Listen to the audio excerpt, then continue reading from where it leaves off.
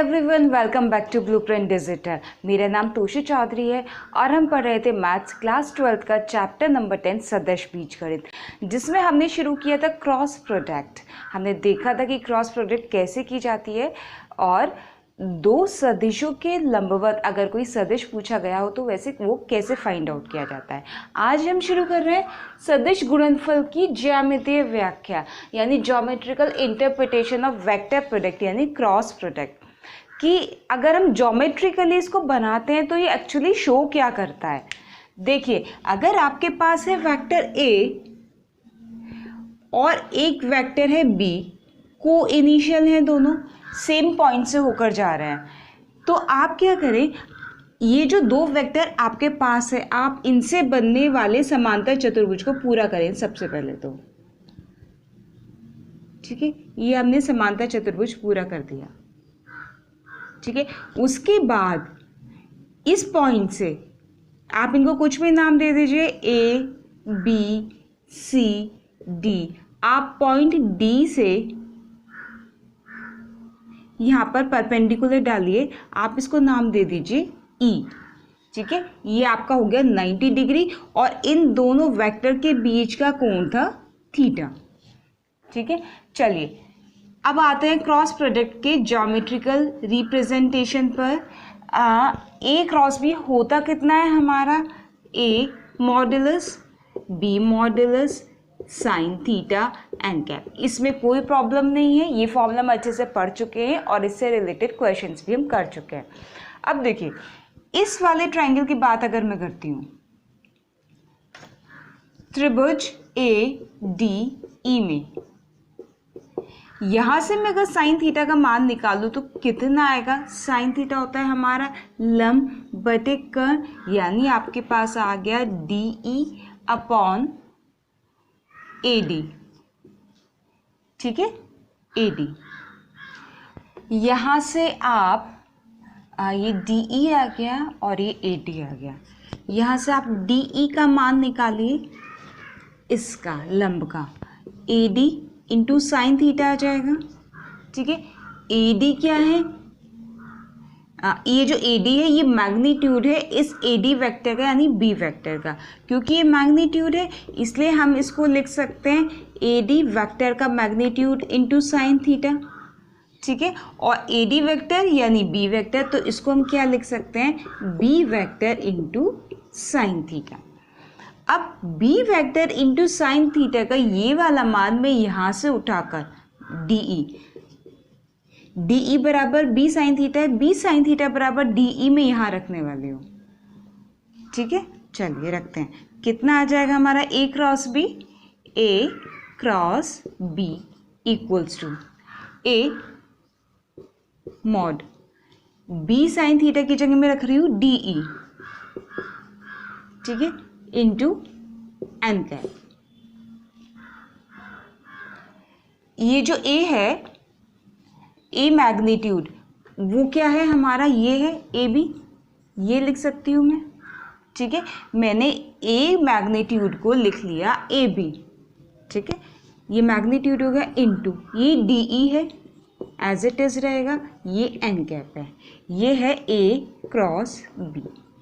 अगर मैं यहाँ से इसका मान निकाल लूँ तो कितना आएगा, तो इसकी डायरेक्शन खत्म हो जाएगी और मैग्नीट्यूड बच जाएगा। ठीक है, अभी हमारा मैग्नीट्यूड बच गया। अब ज़रा इस वाले समांतर चतुर्भुज में ध्यान से देखिए, A B into D E, A B ये रहा, डी ई ये रहा, इस समांतर चतुर्भुज का क्षेत्रफल हो गया ये। ठीक है, ये कौन से समांतर चतुर्भुज का क्षेत्रफल हो गया, जिसकी दो संलग्न भुजाएं वेक्टर ए और वेक्टर बी को निरूपित करती हैं, उसका क्षेत्रफल हो गया ये। आधार गुणा हो जाए, क्योंकि हमारे समांतर चतुर्भुज का क्षेत्रफल होता है, इसलिए ये आ गया हमारे समांतर चतुर्भुज का क्षेत्रफल।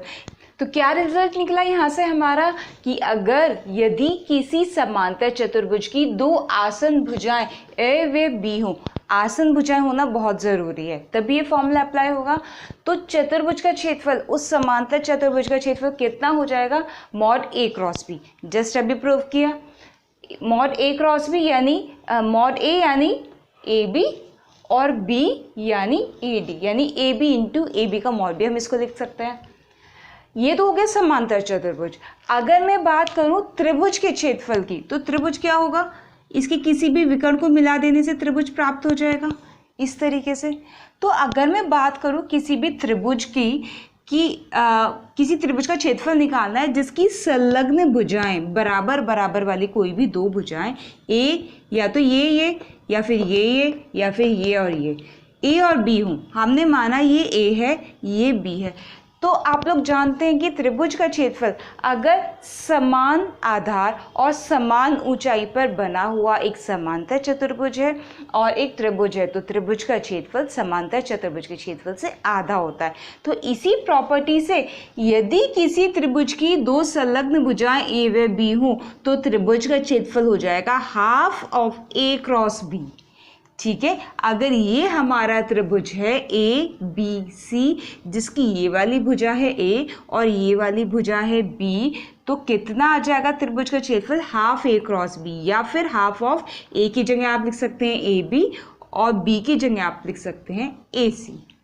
ठीक है, एक और है इसी के साथ, यदि किसी समांतर चतुर्भुज के विकर्ण ए व बी हों, इस बार क्या दिया है, इस बार समांतर चतुर्भुज की भुजाएं ना देकर आपको विकर्ण दे दिया। ठीक है, ये वाला चीज नहीं है, ये समांतर चतुर्भुज दिया है और ये विकर्ण दिया है, और बोला है कि अगर विकर्ण ए व बी हो, एक विकर्ण दे दिया हो ए और दूसरा विकर्ण दे दिया आपको बी, यानी ए सी आपको दे दिया ए और बी डी आपको दे दिया बी, तो चतुर्भुज का क्षेत्रफल, समांतर चतुर्भुज का क्षेत्रफल कितना होगा, इतना होगा। क्लियर, तो ये तीन चीजें आपके पास है, समांतर चतुर्भुज का क्षेत्रफल ए क्रॉस बी, त्रिभुज का क्षेत्रफल हाफ ए क्रॉस बी, और समांतर चतुर्भुज का क्षेत्रफल हाफ ए क्रॉस बी होगा जहां पर ए और बी विकर्ण होंगे। उस समांतर चतुर्भुज का क्षेत्रफल ज्ञात कीजिए जिसकी दो आसन भुजाएं ए बराबर 3i + j + 4k तथा b बराबर i - j + k हो। तो आपको क्या दिया हुआ है, एक समांतर चतुर्भुज की दो बराबर बराबर वाली भुजाएं दी हुई हैं। अगर ये समांतर चतुर्भुज है हमारा कोई ये, तो आपको सपोज ये तो दे दिया आपको a बराबर 3i + j + 4k और ये वाली भुजा आपको दे दी b बराबर i - j + k, ये दोनों भुजाएं दे दी। तो हमें पता है कि उस समांतर चतुर्भुज का क्षेत्रफल कैसे ज्ञात करना है जिसकी दो संलग्न भुजाएं दी हुई हो। क्या करना है, सिर्फ दोनों का क्रॉस प्रोडक्ट हमें निकालना है। चलिए, तो हम क्या कहेंगे, चतुर्भुज, समांतर चतुर्भुज का क्षेत्रफल कितना हो जाएगा, a क्रॉस b हो जाएगा। ठीक है, अब a क्रॉस b हम निकालते कैसे हैं ये भी हम सीख चुके हैं बच्चों। अगर आप भूल चुके हैं तो आप लास्ट वीडियो पर जाकर इस चीज़ को देख सकते हैं। हाँ, a cross b i j k, i j के कॉफिशिएंट a में कितना है, 3 1 4 1 - 1 1 1 - 1 1 3 1 4 1 - 1 1। आई का जब हम वो निकालेंगे आई के साथ वाला तो क्या आएगा, 1 -4 यानी +4 हो जाएगा आई। फिर जब हम इस पर करेंगे तो ये वाला रो और ये वाला कॉलम हमारा छुप जाएगा, कितना आएगा, 3 -4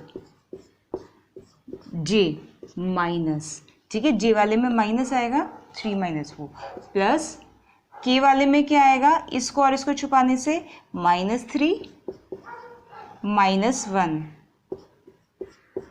के, कितना आ गया, 5i -1 और -1 +1 j -4k। तो हमारा ये क्या आया है, a क्रॉस b आया है। ठीक है, a क्रॉस b कितना आ गया, 5i + j -4k। लेकिन हमें निकालना क्या है, a क्रॉस b का मॉडुलस, क्योंकि समांतर चतुर्भुज का क्षेत्रफल यही होता है। कितना आएगा, 5² + 1² + -4 का स्क्वायर, तो कितना आ गया, 42। √42। ठीक है, ये आ गया √42 वर्ग इकाई, आप इसको बोल सकते हैं, क्योंकि आपको यूनिट्स तो पता नहीं है। ठीक है, तो A क्रॉस B का मॉडुलस हमारा इतना आ गया, इसका मतलब समांतर चतुर्भुज का क्षेत्रफल हमारा इतना आ गया। क्या है हमारा नेक्स्ट क्वेश्चन, शीर्षों A, B और C वाले त्रिभुज का क्षेत्रफल ज्ञात करना है। हमें उस त्रिभुज का क्षेत्रफल निकालना है जिसके शीर्ष ये हो A1 1 1 यानी I + J + K, B1 2 3 यानी I + 2J + 3K और C2 3 1 यानी 2I + 3J + 1K। ये तीनों शीर्ष दे रखे हैं और हमें क्या निकालना, त्रिभुज का क्षेत्रफल। लेकिन हमें क्या करना चाहिए था कि हम त्रिभुज का क्षेत्रफल कैसे निकाल सकते हैं, जब हमारे पास दो बराबर बराबर वाली भुजाएं हों। लेकिन जब हमें शीर्ष पता है तो हम भुजाएं भी निकाल सकते हैं। देखिए, ये आपका हो गया त्रिभुज। ठीक है, ये A, ये B, ये C। A कितना दिया, 1 1 1। B कितना दिया, 1 2 3। C कितना दिया, 2 3 1। ठीक है, अब हमें क्या निकालना है, त्रिभुज का क्षेत्रफल अगर हम निकालेंगे, त्रिभुज ABC का क्षेत्रफल, तो फिगर से आप जरा देखिए, क्या हम ये लिख सकते हैं, half into BC into BA। ठीक है, यहां पर हम तीनों साइड निकाल सकते हैं, तो किन्हीं भी दो साइड को लेकर हम इसका एरिया निकाल सकते हैं। तो हमने क्या लिख लिया, हाफ A क्रॉस B होता था, A ये होता था और B ये होता था। तो हमने क्या कर लिया, इसकी जगह पर आ गया BC और इसकी जगह पर आ गया BA। अब निकालना क्या है, BC और BA निकालना है। देखिए, पहले हम BC निकालते हैं, चलिए यहीं पर निकालिए BC कितना होगा, OC minus OB।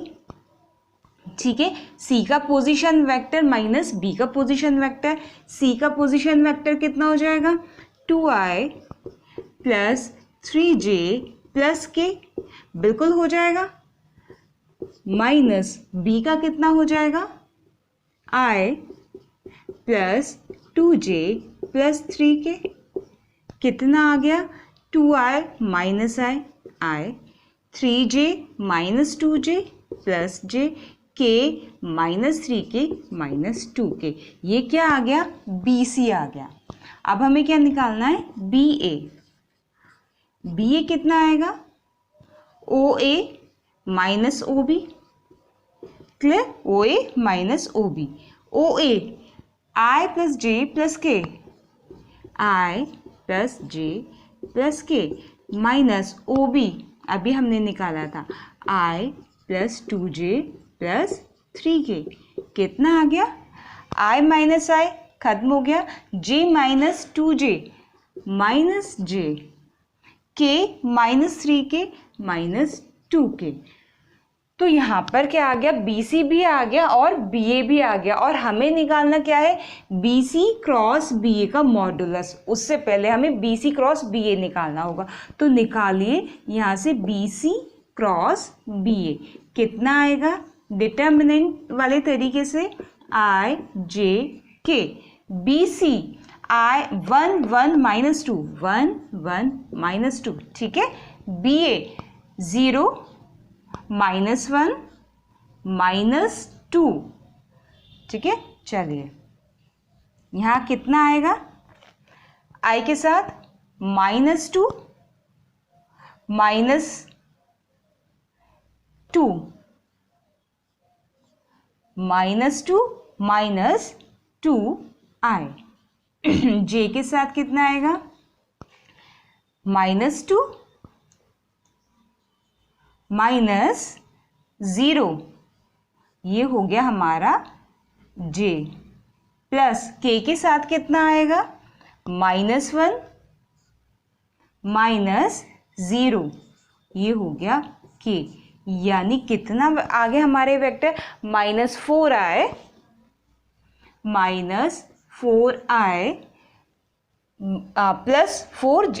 + 2J + 2j, यहाँ से आ गया -4, यहाँ से आ गया +2 और यहाँ से आ गया -1k यानी -k। तो हमारे पास क्या आ गया? हमारे पास आ गया BC क्रॉस BA। अब निकालना क्या है? BC क्रॉस BA का मॉडुलस यानी त्रिभुज का छेदफल। इसलिए त्रिभुज का जो छेदफल हो जाएगा वो कितना हो जाएगा? हाफ मॉड ऑफ ये। ठीक है, लिख दूं सीधा, -4i + 2j - k। ठीक है, BC क्रॉस BA की जगह हमने लिख दिया -4i + 2j - k। चलिए कीजिए हाफ, ये कितना आएगा? 16, 4, 1 कितना आ गया? ये आ गया हमारा 21, 1/2 √21 वर्ग इकाई। तो आपके पास अगर भुजाएं ना दी हुई हों, शीर्ष दिए हुए हों, तब भी आप दी हुई आकृति का क्षेत्रफल निकाल सकते हैं। ठीक है, तो बच्चों आज हमारा सदिशों का गुणनफल कंप्लीट होता है। अब हमारे पास क्या बचा है? जो मल्टी कॉन्सेप्चुअल क्वेश्चंस हैं, यानी वो क्वेश्चन जिनमें एक से ज़्यादा कॉन्सेप्ट का यूज़ हुआ है, थोड़े डिफ़िकल्ट ऑर्डर वाले, वो हम लेकर आएंगे अपने नेक्स्ट सेशन में। आज के लिए बच्चों आपका क्वेश्चन ये है, उस समांतर चतुर्भुज का क्षेत्रफल ज्ञात कीजिए जिसके विकर्ण ये और ये हों। 3i + 2j + k और 2i - 2j + 4k, यानी आपको क्षेत्रफल निकालना है और आपको विकर्ण दिए गए हैं। आपको फॉर्मूला अप्लाई करना है और आंसर आपका आ जाएगा। बच्चों आपको ये भी बताना है कि आपको हमारा आज का वीडियो कैसा लगा। अगर अच्छा लगा हो तो लाइक कीजिए और दोस्तों के साथ शेयर कीजिए। अगर आपने अभी तक हमारे चैनल को सब्सक्राइब नहीं किया है तो सब्सक्राइब भी कीजिए और बेल आइकन को प्रेस करना मत भूलिएगा, क्योंकि उसी से हमारी सारी वीडियोज़ के नोटिफिकेशन के अपडेशन आप तक पहुँचेंगे। और thank you for watching the video.